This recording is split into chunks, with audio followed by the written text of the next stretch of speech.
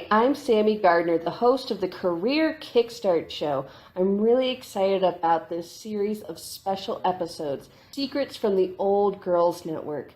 Now, let's be real. Historically, women have not gotten the same amount of mentoring men have in what has been called the Old Boys Network. This series aims to amplify the voices of women and their wisdom. Are you ready for the Secrets from the Old Girls Network? Lee Lin, founder of Immigrant CEO School, shares how obstacles can be opportunities and how to succeed after failure.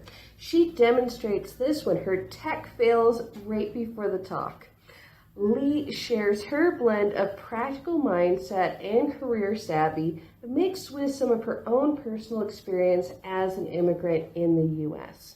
In this talk, she goes on from mindset to upgrading your career and why, even if you feel like you're a newcomer and even if you feel maybe that your language skills might hinder you, how you can think of yourself and your past and your background as an asset and how to share that with employers. Thanks, Lynn. Hello, Career Kickstarters. Thank you so much, Sami. So as you can see, when technology fails you, you can look at it as either an obstacle or you can look at it as an opportunity to try again, okay? So basically, no matter what happens, I'm just going to keep showing up. So for those of you guys who don't know me, my name is Lee. I am a career and business coach for immigrant professionals, and I'm very excited to be here because it's all about being able to turn your obstacles into opportunities. And I really want to share with you guys how you can do that, not only when your laptop goes crashing on you, starting over again, but how you can start over in a brand new country, how you can start over when you're in a brand new field, how you can start over when everything else is falling around you, how you can keep calm and go after what you want, okay? So I wanted to really allow you guys to know a little bit more about me, allow you to know more about me. So basically, I teach what I know, okay? And so 18 years ago, basically, I did not know any English. I was in a brand new country, and I, did not know how to apply for college. I was the first person in my family to attend an American university, and I had to figure out, hey, how do I, become a business analyst? And when I got fired, I was thinking, how can I get a different job? And when those things didn't work out, I realized, you know what? I want to start a business, which is the business that I have today, which is called the Successful Immigrant. And literally, I teach my clients what I wish I had known. So many of my clients, they're very skilled. They're in STEM fields. They're looking at getting H-1Bs and OPT jobs. But the issue is that just because you have solid tech skills doesn't necessarily mean that you can promote yourself, doesn't mean that you may know the interview well. And it's very important for all of us to understand that when you're in a new country, that you still can create a whole new life, and the no excuses absolutely comes in as well. Just because you don't know a language now doesn't mean that that's going to be how it is. I can't even imagine being able to be this fluent years and years ago when, I would write down my diary in Chinese and, force myself to write in English. And now people say, wow, you still remember Chinese. So I really wanted to take this time to encourage all of you guys to, be people who are able to go next level, to be the type of people who can see an obstacle and not only see it as what it is, but as it really as an opportunity, because I really do believe that obstacles are your opportunities. So what used to be a barrier, as a language barrier, not knowing English, it actually turned into an amazing asset for me. When I started, things go wrong.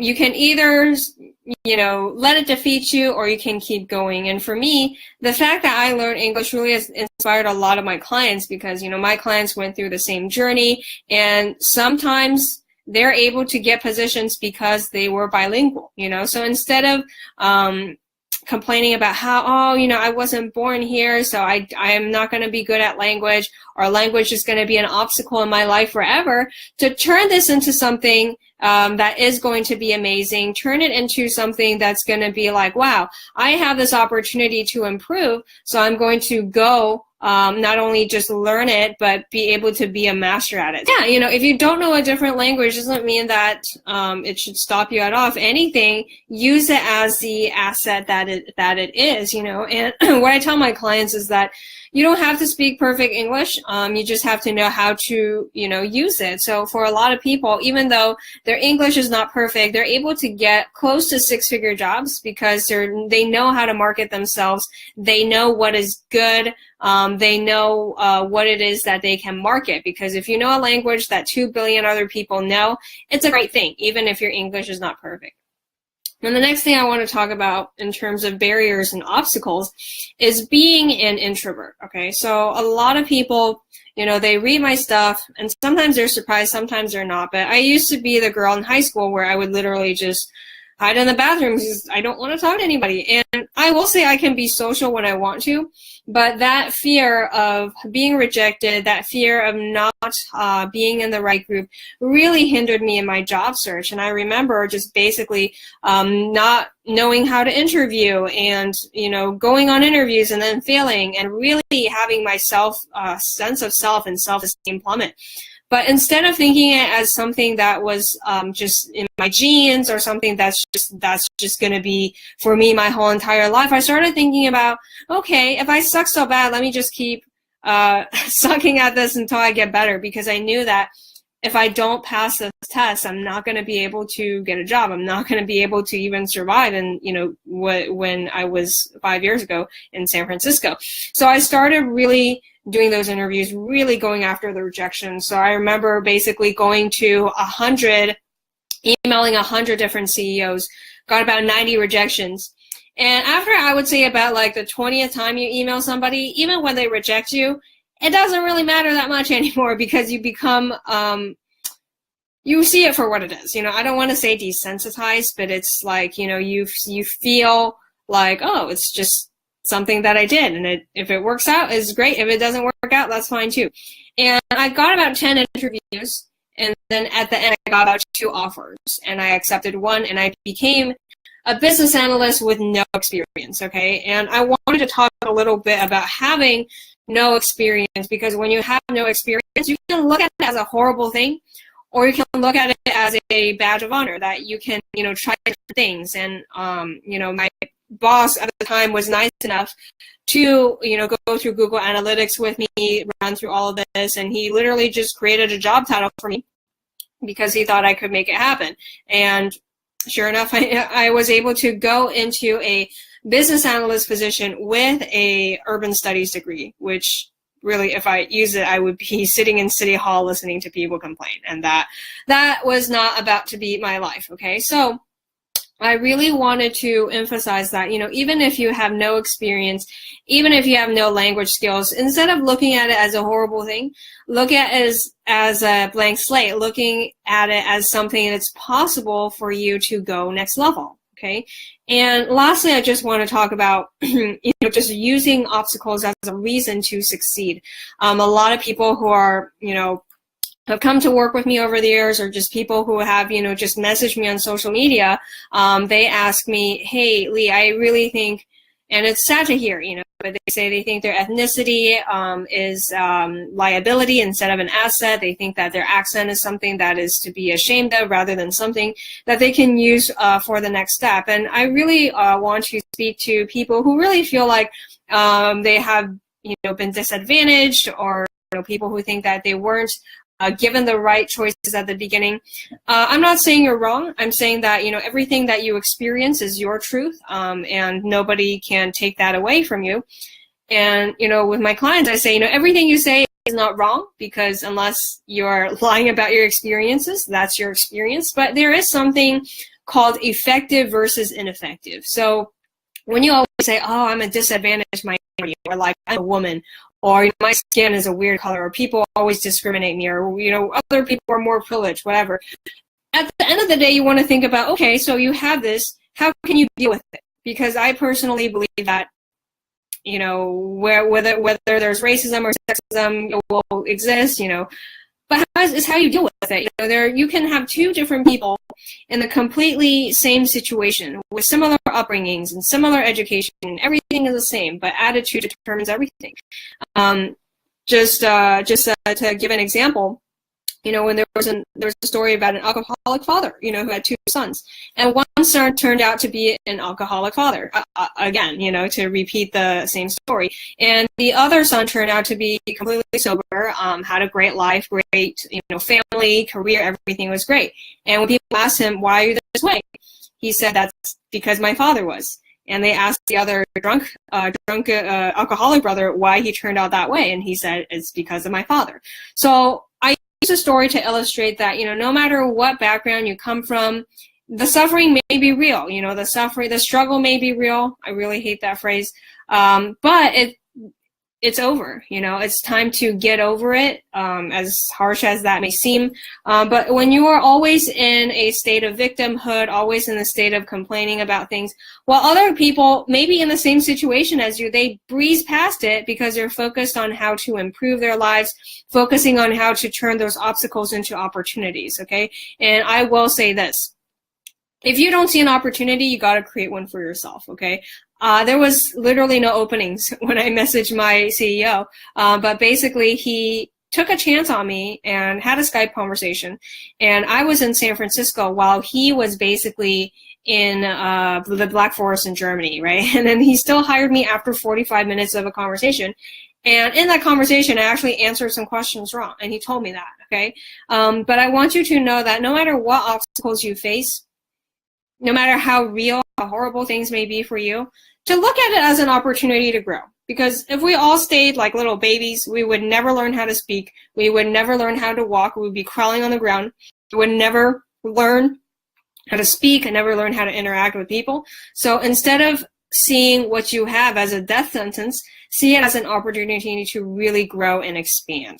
But a little bit about myself. So I am the founder of the Successful Immigrant LLC, which basically teaches immigrant professionals how to get their next H-1B and OPT jobs and to be able to get those opportunities that people don't see through networking, through LinkedIn, know how to, interview well, know how to negotiate a six-figure salary, all that good stuff, and how to adapt to their new jobs. And so I would say CEOs weren't born CEOs, even a CEO baby had to learn these skills. So I would say insecurity is very normal, but think of it as upgrading your brain, okay? So I might get a little bit graphic right now, but that's kind of how I think of it. So you were born with particular beliefs, particular values, and particular observations and experiences that you have seen from your past. Now, you interpreted this when you were less than 5 years old. That's what our subconscious was. So maybe if your parents said, it takes hard work for you to get promoted, or it takes a long time for you to become rich. Even if they're wrong, you absorb that because you think that they're adults and adults know better, even if it's not true in the real world. So I really want you to think about, what do you feel insecure about? Do you feel insecure about your resume? Do you feel insecure about the school you went to? Do you feel insecure because you think somebody is better looking than you or more qualified than you? Or, think about what you're insecure about, because it's very important to identify the source of that. So if you think you're ugly, think about, did people call you ugly when you were growing up? And is that true? And even if that's true, I actually used to think, I used to have a snaggletooth when I fixed my teeth. I used to think that I was just really weird because my teeth weren't perfect, right?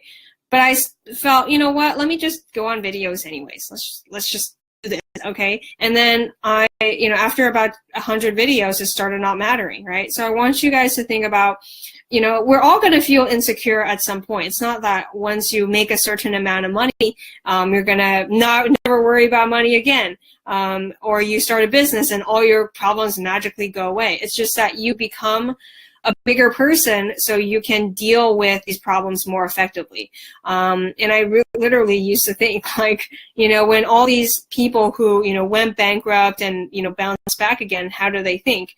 So it's a matter of just identifying the sources of where you think those come from, those feelings of not good enough, feeling insecure, feeling ugly, feeling like not well spoken, uneducated. Think about where those beliefs come from, and if those beliefs came from people that you want to be. Okay, so if people say, something about you, would you trade places with them? Because if you wouldn't trade places with them, then chances are you should not be taking their advice. Because I do think when you take advice toward the wrong people, it's not going to turn out pretty. But thankfully, you can change your beliefs. If you grew up in poverty, you realize that poverty is maybe not so honorable. Maybe you want to be rich. Maybe you grew up around very negative people and you realize, what? Because I've grown up around negative people, I choose a positive life. So really understand that no matter what happens, it's possible for you to live with insecurity, but also know that, it comes from a source that may not help you as much, and just start acting as a CEO right now.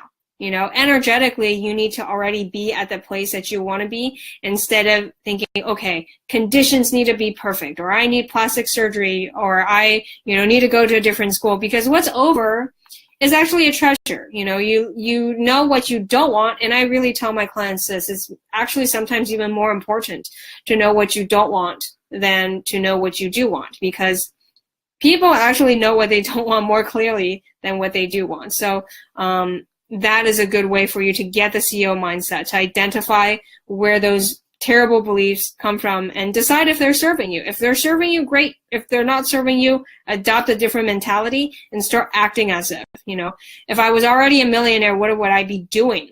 What would I be believing? Who would I associate with? How would I spend my time? Who would I talk to? So, but if you want to know more information, you can check out www.immigrant, too many URLs, thesuccessfulimmigrant.com, where you can learn more about me and what I do. But again, thank you so much, Sami, for